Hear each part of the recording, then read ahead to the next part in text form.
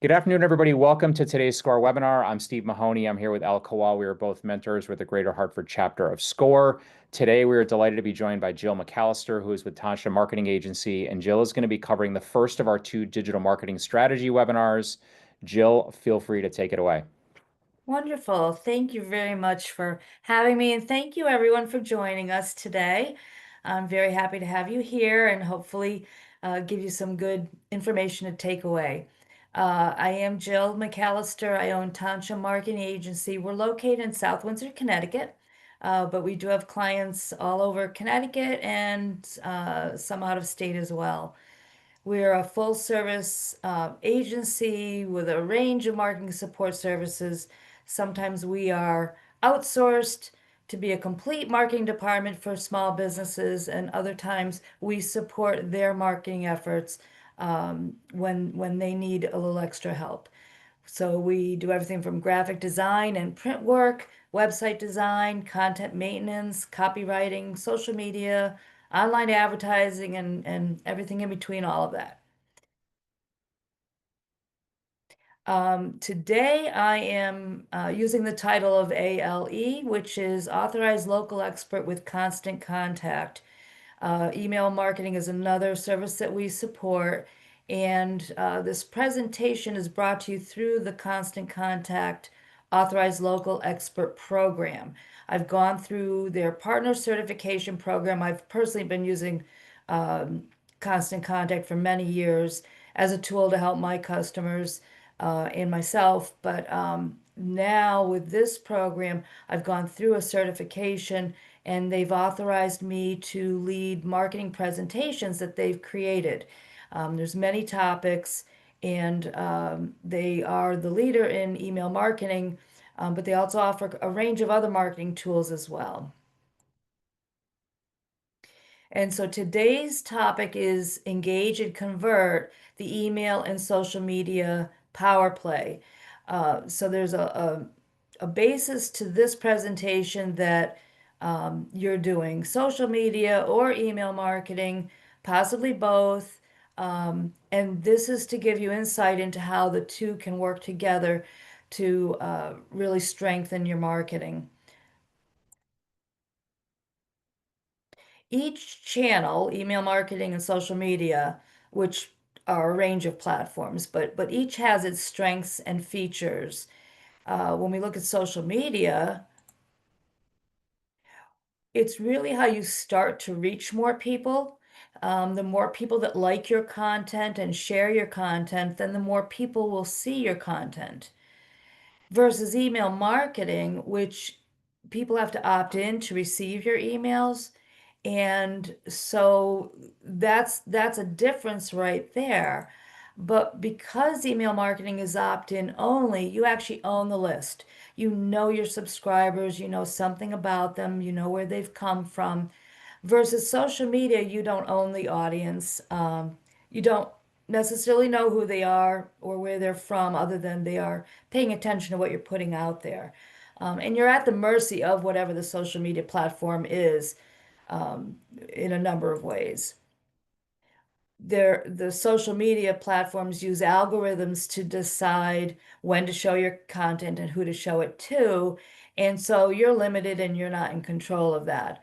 Email marketing has a 97% deliverability rate.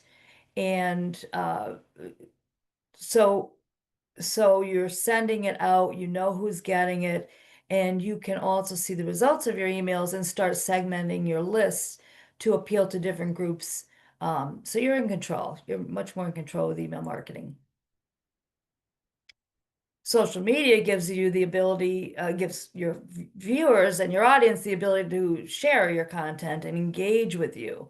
And typically, social media is going to be small snippets of information or um, graphics. Versus email marketing, you can engage with longer content.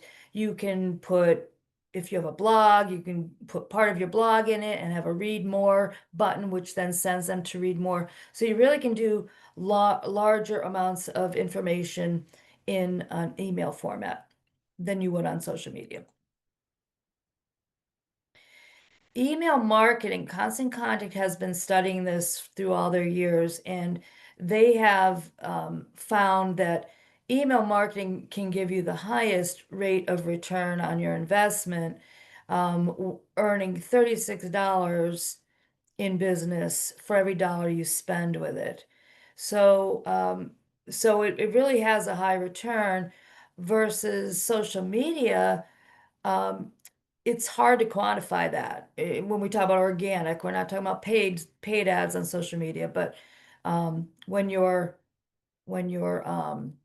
using social media, it's really hard to gauge directly what your return is on it. So today we are going to cover three different things that impact both social media and your email marketing. And one is to find how to fine tune your social profiles, how to create content that will work in both media, whether it's email marketing or social media. And then how you're going to convert your social media followers to email subscribers, since again, that puts you in more control of who you're addressing and puts them in more direct contact with you. All right, so we're going to start with fine-tuning your social profiles. And so when we talk about your profiles, we're talking about both your business's profile and then your professional individual profile. And different platforms allow for each one of either or both. LinkedIn, for example, you tend to have your personal, business, professional profile where you might allude to your business. They do have a business page as well that you can populate. So that's versus Facebook. You can have your personal, which tends to be your family and your friends, and then you can have your business page. So you want to have an idea of what you want to say, whether you're talking about your business or whether you're talking about your professional self. And so, completing the profile is very important for a number of reasons. The first we would talk about is the credibility of you and your business. A professional, well-structured profile can help you appear more professional, more credible, more trustworthy. And that this is what people are checking out. So whether it's you or your business, a full profile and a consistent profile lends to your credibility to the viewer. Um, the other thing that a complete profile does is it tells the platform that you're on that you are a legitimate organization. If it's only partially or barely filled in, the platform is going to gauge how much it trusts you and in a data format. And so that can affect algorithms and things like that when you put content out. The other thing that your profile does and that you should do is keep it updated.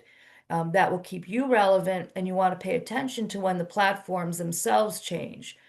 I know at one point, Facebook allowed for a very large business profile, and then they shrunk down the characters. And if you didn't go in and make adjustments, all it did was truncate what you had put in. And so if you didn't pay attention to that, now your profile isn't really saying what you want to say. So you want to stay on top of changes with the platforms and also make sure that you're keeping your information up to date. All of this goes to first impressions.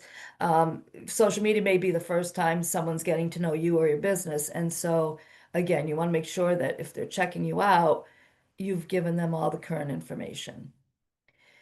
Consistency, it goes along with brand consistency. And this is part of your branding. Your profile is part of your branding. So you want to use the same information on all your platforms, on your website, wherever you're having an About Us section or your profile pictures.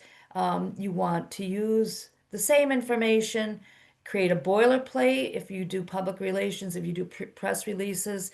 The boilerplate is a standard on press releases, and it's very similar to the About Us section of these platforms.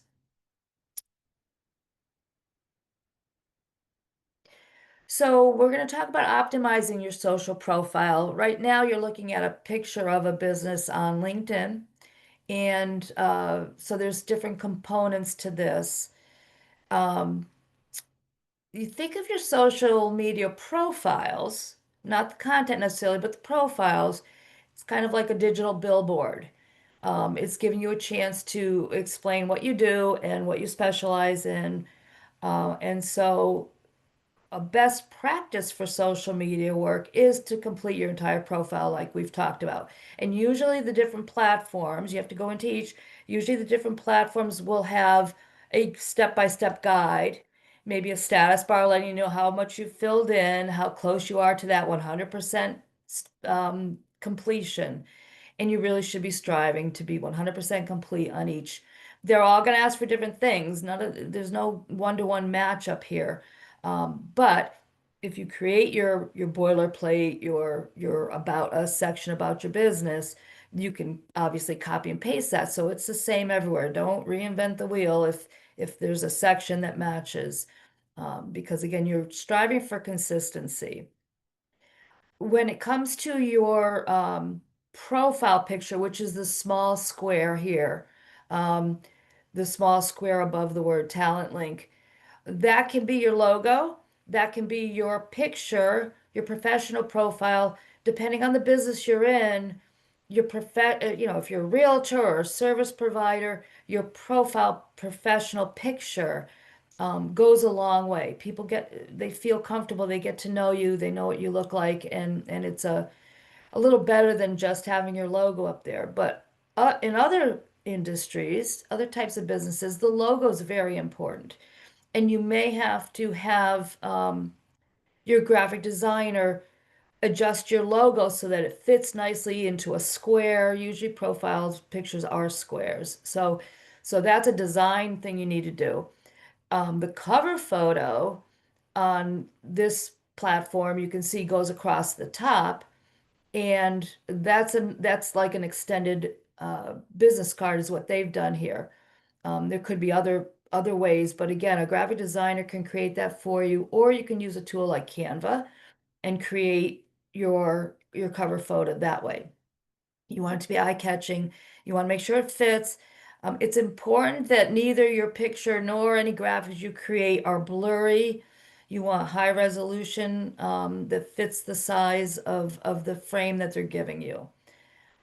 I would also recommend please don't use selfies. People can tell it's a selfie, and that just is not it reduces your professionalism if you use a selfie. Um, The business description and about us areas are important. On this one, I like their use of bullet points to quickly spell out what they do. There's some narrative as well. So, and on LinkedIn, they really give you a good amount of space. So put in in an easy, kind of like a resume, an easy to read, scannable viewpoint, but include all the important points about it.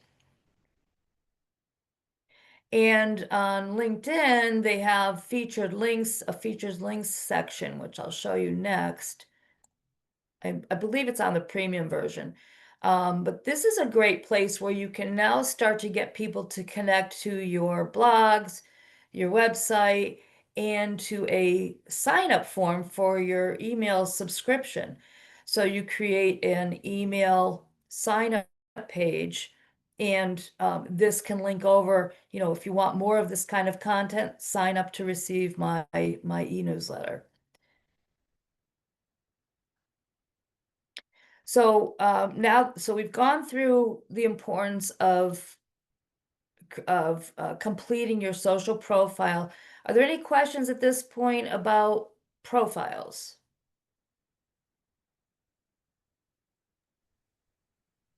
Not seeing any questions so far, Jill. Okay. One more point I'd like to make about social profiles is, we tend to think of social media. There are hundreds of internet sites where your business gets listed, whether you've put it there or not. And so when we talk about Google My Business or or Yelp or um, Better Business Bureau or even Waze.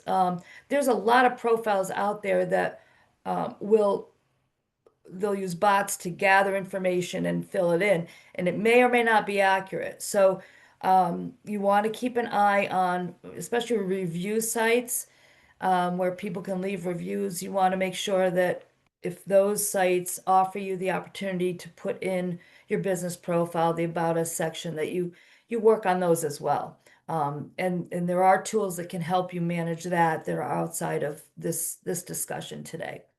So now I'd like to get into crafting the kind of content that will work for email and social media, and how to um, use the content in both places, because obviously they are structured differently. Um, Video's big now, so some of this will encourage you to make some videos that will work. Um, so one type of content that works very well are customer success stories or case studies that you might do about your customers. And this helps people who are reading or watching a video of yours identify themselves. So when you do a case study on websites too, you might show more than one. It kind of personalizes for the viewer, as opposed to just listing a service. Here's how we use the service to solve a problem for this customer. Here's what their problem was. Here's what we went through, and here's what was accomplished through working with them. So customer success stories are great and they're interesting. And if it's a video where the customer is actually doing some of the talking, that's just prime content. Another idea is behind the scenes. When, if you're able to like take videos of your team at work or having fun after work, or creating something, or discussing a problem they're trying to solve for a customer, that's great information too. And that works really well if it's a video, but it can be fun. But it's engaging. It's interesting to read or to listen or to watch. Another thing that would lend well to a written article is the founder's journey. How did they come to create their business or their product or their service? Why, what is their mission behind why they created this business? And so think about your own journey. Think about telling the story if you don't do that already. People do find those stories interesting. And again, it humanizes you. It it's an invitation to get to know you, and people will appreciate why you're doing what you do, especially if you love what you're doing. That should come through. User-generated content is when your followers share their own experiences. So whether it's a review or even more than that, where they can talk about how they've benefited or how they've enjoyed working with you. So that's great content to share on social media and in email marketing. Um, you could create a branded hashtag for your customers to use, so that if they are talking about you, they start to use that same hashtag, which kind of will pull the different things together for anyone that's searching. Um, Another thing that works well with video are live question and answer sessions or ask me anything sessions where, similar to a podcast where you're going live on Facebook and you're taking in questions from people that are viewing you. So if we were live right now and I'm doing some talking, I would invite you to please, share your screen or turn your video on, and let's have a one-on-one discussion that other people will benefit from. Takes a little more planning, and you need to be a little more focused on the topic, but it can work well. And you can also not necessarily run it live. record it, and then you can edit it and pull out the pieces that worked well in the interview. Seasonal and thematic stories, where there's always a season, there's always a new holiday coming up, so you can wrap your information around that, and just, also decorate your graphics seasonally. Stories and polls, the way Steve did a poll today, that pulls people in, it makes it more interactive and engaging. And you can actually use polls to educate, did you know that we offer such and such? Have you tried it? And that will give you feedback as well that helps you with your future marketing. And then educational or how to is a big thing. You are an expert in your business, your industry, your product. Teach people. Teach people something. Don't be afraid, especially if you're a service provider, don't be afraid to give away information for free. They're never going to learn everything, even in an hour-long session. So they're going to want to come to you for additional help. They may have questions, but more importantly, you're showing your expertise. Hopefully, I'm doing that today by offering this service, this presentation. I'm trying to teach you so that if you are a do-it-yourselfer, you go away and you're able to implement some of these strategies. If you feel stuck, you can come to me or Steve or Elle and say, can you explain a little more? Help me get from step A to step B. Um, but educational for what you can put out and explain. I've not met any business that doesn't have something to teach or something interesting to share. And then when you do create content, um, we don't realize how much of it can be reshared or repurposed. So, not everything has to be new. You can dissect out of your email social posts. So you can see in this example, there's an email, 5 things every first-time home buyer should know. That is an email. Read the blog. So this was the example I gave you before. They have, they're not showing you the words, but there are some of the paragraph would be showing up in the email. And then read more, you click it, now you're transferred over to the blog, which might reside on your website. And or you can download it. Constant Contact gives you the ability to download a full PDF. And now you're reading the entire thing. Versus social media, you could link to the blog, or you can take one of the 5 items and highlight it on a post. And now you've got 5 posts. Fifth tip for the first-time home buyer. So you're repurposing what you've already created and you're just putting it in different places and you're formatting it to appeal to what people on those different platforms would expect. You can't put a full blog on a social post. Nobody's going to pay attention to it. It's too long. It's not pretty enough. But you can tease them to read the whole thing.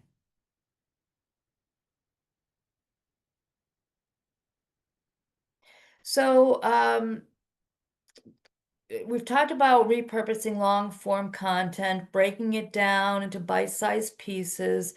You can also, if you think about testimonials, you can take a single customer testimonial and put it on an Instagram story.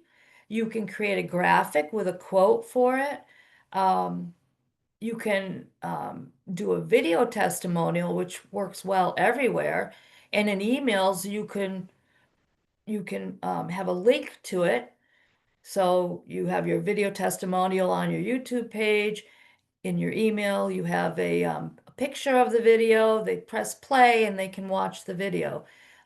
So it works in both placements.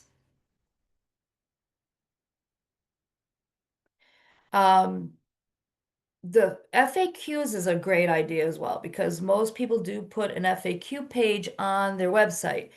And these are questions that you've come to hear over and over again from your customers. And you know that if you put it on your website, it makes it easier for your customers, your potential customers get to understand things, what's your shipping policy, this and that. Or just, information about how to make the most of your services. So if you have that on your website, now you can take that and break it down into social posts. Um, you can put maybe each, if you're doing two email newsletters a month, you could post a different FAQ as part of your email each month. So each month you're giving them a new piece of information. And again, you're repurposing in content that you've already created. Everyone has to answer questions at some point. Um, so I like repurposing the FAQ information.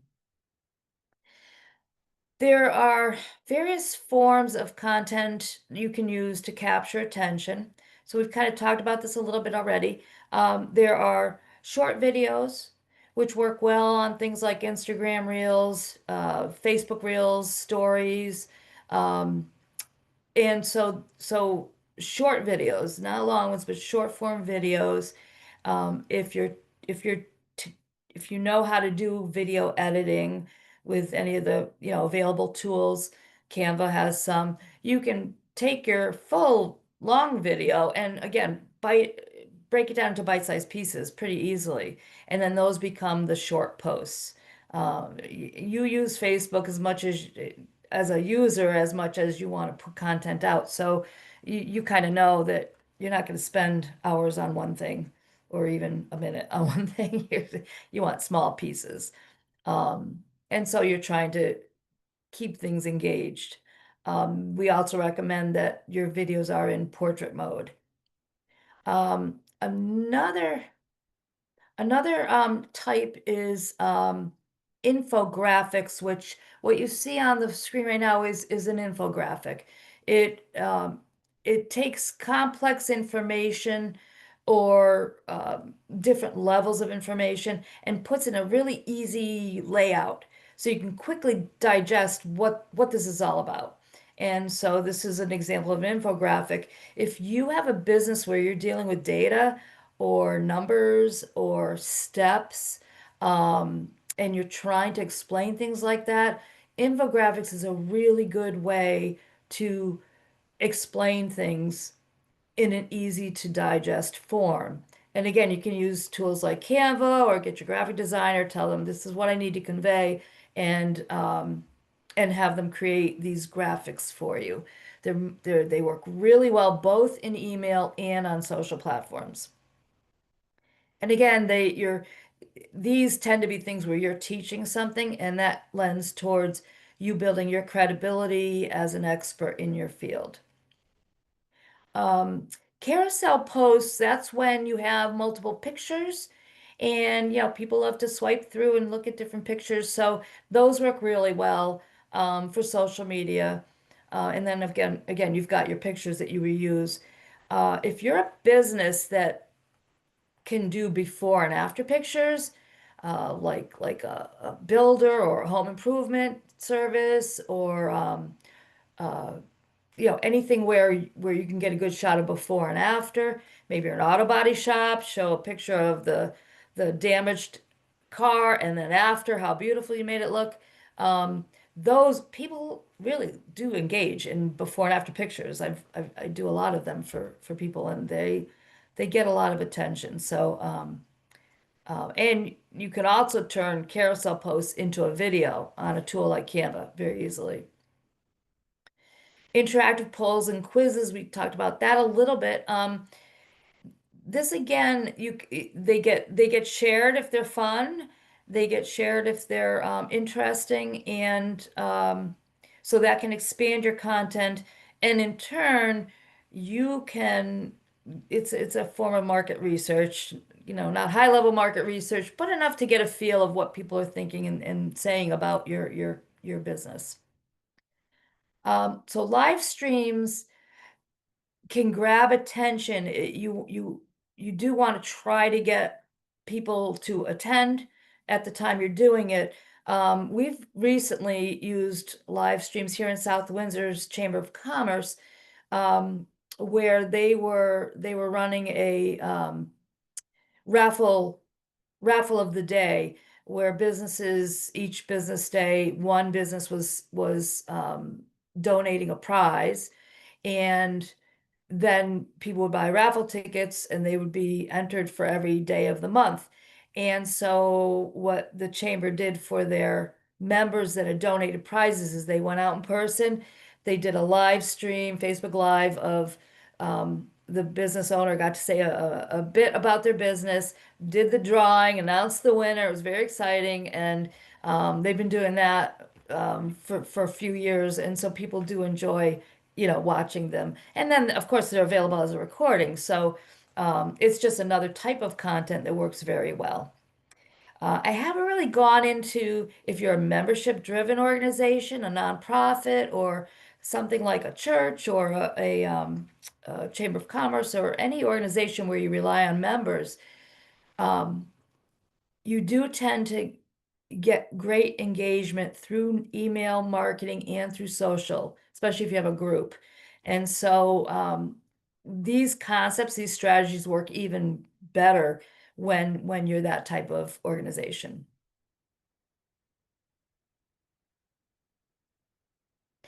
So now we're just taking a quick look at the framework of social posting. Um, and there are a couple different components. So the hook is what grabs attention.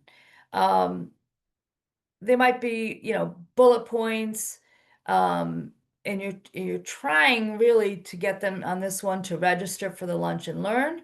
It could be to sign up for for our e-newsletter. If they register to attend something, then on that registration page, you can put, check off if you'd like to continue receiving our newsletters, that kind of thing.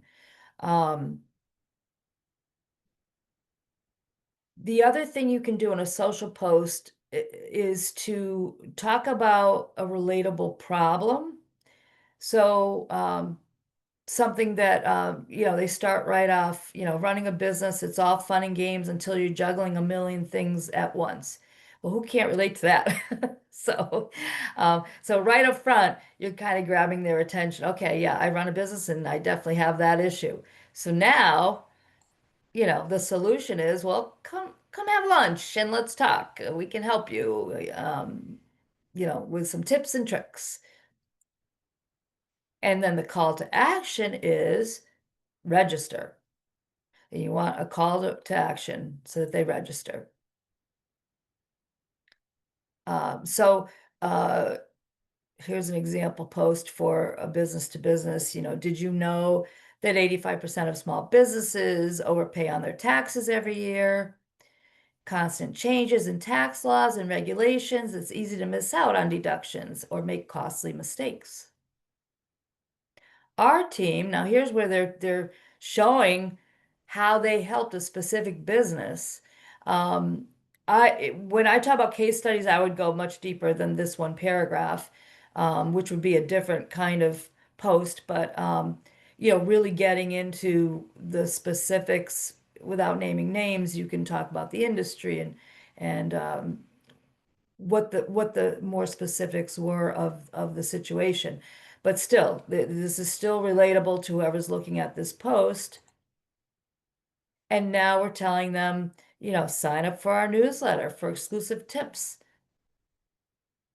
And that's your call to action. All right, now we're going to look at a nonprofit. So the hook, did you know that over 6 million animals enter shelters every year? Only half of them find forever homes. And the problem is that too many animals are overlooked. And the solution is, with the help of our supporters. And the call to action, would you like to be part of the solution? Subscribe, and then it's in the email that you ask for the donations. Okay, here's an e-commerce example. what's more fun than cozying up with the family and matching holiday pajamas? Well, there would be a nice picture to go with that. Finding the perfect set can be stressful. Sizes for babies to adults. Subscribe to our newsletter for exclusive holiday deals, early access to new collections, and tips for planning the perfect family photo. So that's a great one if you're in retail. So create versus curate content is something to pay attention to. You can leverage social media to get more ideas. So if people comment on your post, it may stir up a new idea for you for the next post. You can reply to them right in. You want to be interactive and engaged with them. But that might also give you a seed idea for the next post. And you can look at your competitors, look at what they're putting out. You don't want to obviously share their post, but you can see what kind of engagement they're getting. You can see what they're talking about, and certainly don't copy it. But again, it's another way to brainstorm to get new ideas for yourself. And group pages, join groups that are relevant to your industry, but also that are, if you are a local or geographic focused business, join the social groups that are in your area. Stay in touch with what people are saying, because that will give you more insight. And sometimes you'll see, does anybody know a good painter? House painter. Well, sure, you've seen those and people throw those ideas in. You have to be reading to know that that came up, unless someone tags you. And then you can use AI tools to do some of the heavy lifting. AI, like ChatGPT, they really do help with brainstorming. I would say never use them verbatim. Also check the accuracy of what you get from an AI tool. But they are it is very interesting to see how they can help you. And Constant Contact itself also has an AI content generator that can help. So use those tools to brainstorm, maybe use a few of the phrases they've given you, but just make sure that what you do put out sounds like you, sounds the way, says what you want it to say. Don't use it blind, don't use AI blindly. You got ChatGPT, Google Gemini, uh, trend spotters, different ways to see what's going on.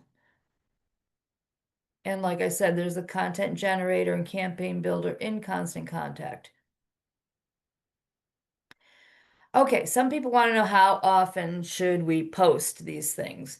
I'm going to tell you, Constant Contact is showing some very aggressive timeframes. It works, but it may not be realistic for you. But for Facebook, once a day, if you're lucky to do 3 a week, that's probably pretty good too. I would do at least 3 a week. But if you can do 1 to 2 per day, then you're really staying on top of it. Now, remember what I just said. You want to make sure you have time. You're not just putting stuff out. You're sharing other people's content and you're reading what other people are saying. So social means interactive. It doesn't mean I'm just sitting here throwing stuff out. It needs to be interactive and it's a two-way street, whatever the platform is, LinkedIn, whatever you're using. Platforms like X, Twitter, TikTok, that's all about frequency. And there's only a few industries, I would say, or types of businesses that are going to really gain something from those two platforms. If you're B2B, I'm not quite sure that those fit you. But if you're going to engage with those, then it is all about frequency. LinkedIn, one per day. I would say one per day would include you commenting on someone else's um, information. LinkedIn really is quite a bit about sharing information and reading other people's information. It's more educational. It's more like networking. It truly is. So if you're in a network situation, you're not doing all the talking, hopefully. Hopefully it's a back and forth, and that's what LinkedIn is more about. So if you can put out one new article a week, and the other days you're commenting and sharing other people's information, and not just sharing, but commenting, showing, find those people that are in a like industry or a sister industry so that you can professionally and in an informed way be able to comment on what they're doing, what they're saying, not negatively. When should you post? Really, you're thinking about who your audience is. Um, so if I'm a senior focused business, senior services, they're going to be more apt to pay attention to Facebook in the morning or even better in the afternoon, early evening. If I'm reaching a working career focused audience, probably it's going to be weeknights. Um, so think about who your audience is. LinkedIn, because it's business focused, I would say that's weekdays. Um, the other thing you want to think about is what is it that you're talking about? I've worked with home service businesses that, do landscaping or home improvements or junk removal, things like that. Those are weekend projects for people. So I like to have that information go out on a Thursday or Friday morning at the latest when they're starting to think ahead about their weekend. That's a great time to get them thinking, okay, you haven't cleared out your basement in years and all you want to do is get rid of it.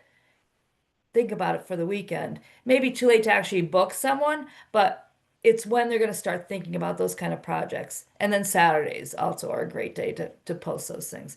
So think about who your audience is, when are they apt to be on their on the platforms, and the timing of the information you're putting out. When is that going to be most usable in a general sense? Because you really never know. And I can't believe I'm wasting my hottest years sending emails. Dedicate time to commenting on others' posts to gain more eyes on your brand. That's kind of what we've been saying. It's a two enough time paying attention to other people. And they will do it in return. Follow other business pages, especially if they're kind of business that might refer people to you or recommendations to you. Follow them, because they'll in turn follow you, and then you build up your the number of likes and follows that you get, and have fun. So let's talk about converting social media followers into email subscribers. And this is easier than you think. Um, the type of content you put out and where you bring people will get them to subscribe to your emails. And then, like we said in the very beginning, they now become your audience. You're more in control. You have a list. So discounts are the reason I sign up for for emails a lot of times. I know I'll get a coupon or something. So especially if you're in retail or service type business where you can offer discounts or a free hour of consulting, or um, first time, if you're the first time purchasing, you get a big discount. That's one reason people will subscribe. Exclusive content. Um, Especially if they are downloading something of interest, which is one of the next points. I'm sorry, I went ahead too far.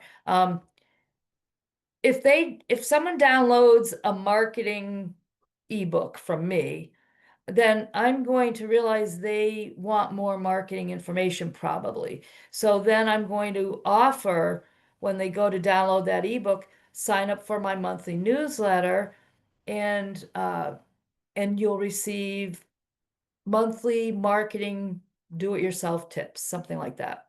And you can apply that concept to any business, whatever it is your service or your products are.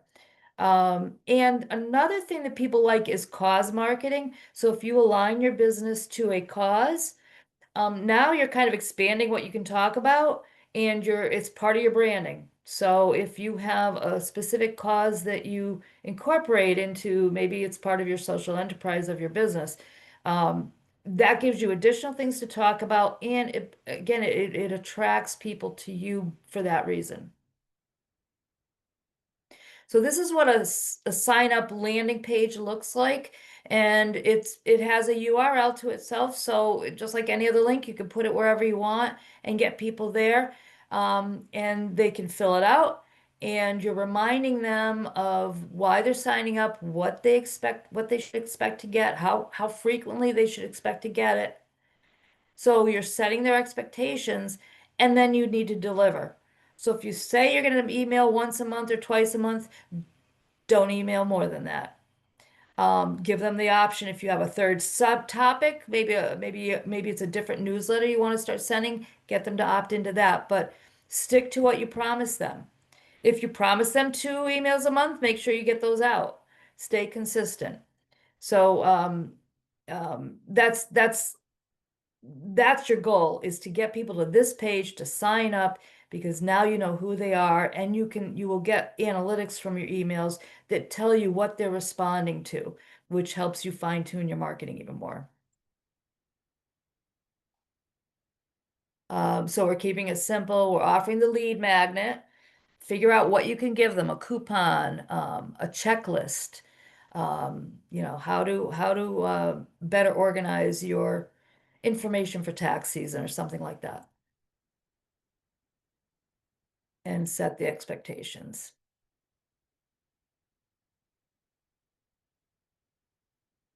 And then you want to use automated tools, because when they do fill out that, and we'll talk more about this at the next session, but when they do fill out that form, they're going to automatically be put into a list that triggers a welcome email that you've already created. It's the same one that goes to everyone. If you've said sign up to get my coupon, they'll go into a list that triggers the email that sends the coupon. So that's how you kick it off. And there's additional automation you can do, um, o- or they just start receiving your monthly newsletter that you're creating.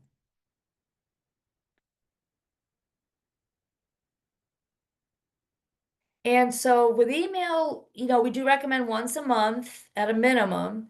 Um, you can increase it if you see you're getting good results, good open rates. People are not opting out, they're enjoying it. Um, if you're a membership-driven organization, sometimes you actually need to do once a week or twice a month. Again, a church or a chamber of commerce or an organization, SCORE even probably does it, but any organization that has a lot of events going on. Um, they want to send something out every week with the updated calendar, the new things that are being offered, so that people can go and register. But otherwise, it's kind of hard to come up with a lot of interesting content more than once or twice a month for any business. So make those worthwhile, and then you're not overtaxing yourself. And again, you're going to repurpose content that you're also using on social media.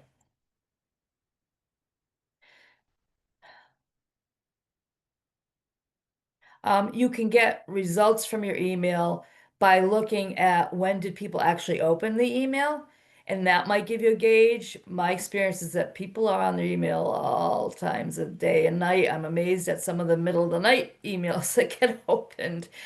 So, but that might help you gauge a little better. So we're gonna get more into growing your list at the next session. but you can give them a sneak peek on what the next email is going to be. If you are doing email marketing and you don't have many social followers, you put your social links in your email and encourage them to go there, because sometimes your social is more current than the once or twice a month newsletter that's going out. And you can also put a link to share the email to someone else, versus forwarding it. Sometimes forwarding it is not what you want to do. You want to have them share. You want to be able to share the email so they get it directly.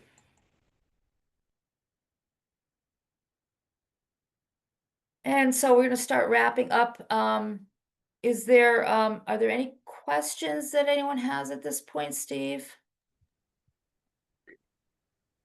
Yes, I think, Jill, there is one question, and I Okay. do think you went over it, but maybe just touch on it again. Sure. And this question is, can user-generated content be used in reviews? User-generated content. So meaning the customer has,